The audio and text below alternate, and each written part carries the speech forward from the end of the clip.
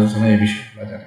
এবং কিছু এখানে তো ধরেন যেগুলো ভালো পদ্ধতি বা যেগুলো অন্যান্য রয়েছে সেগুলো ইনশাল্লাহ সামনে দেওয়ার চেষ্টা করবো। আর এখানে এখন যেটা দিচ্ছি এটা দিয়ে আমি ধারাবাহিকভাবে হাজিরাতের রোগ নির্ণয়ের কয়েকটা ভিডিও দেবো ইনশাল্লাহ।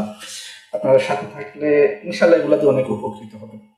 একটা রোগী যখন আপনার কাছে আসবে বলবে যে আমার এই সমস্যা হচ্ছে, সমস্যাগুলো কোত্থেকে হচ্ছে সেটা যদি আপনি বলতে না পারেন তাহলে মনে করেন যে হয়তো রোগী সঠিক ট্রিটমেন্ট পাবে না, আপনি সঠিকভাবে ট্রিটমেন্ট দিতে পারবেন না।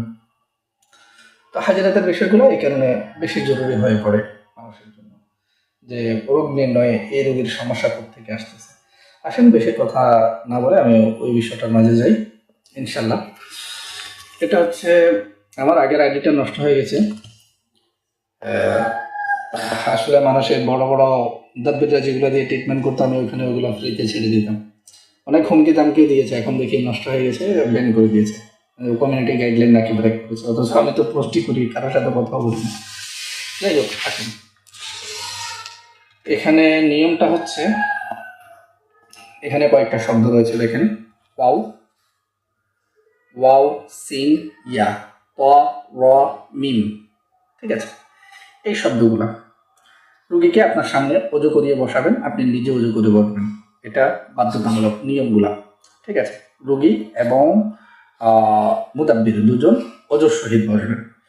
অজুর সহিত বসার পর এই যে অক্ষরগুলা কালো কালি দিয়ে রুগীর হাতের তালুতে লিখবেন।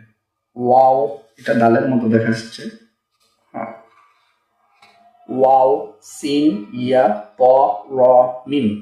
ঠিক আছে, রোগীর ডান হাতে, মহিলা হলে বাম হাতে লিখবেন। লিখার পর আপনি সুগন্ধি অবশ্যই ব্যবহার করবেন, যিনি মুদাব্বির, চাই রোগী ব্যবহার করুক বা না করুক। লিখার পর কিছুক্ষণ ওই রোগীকে বলবেন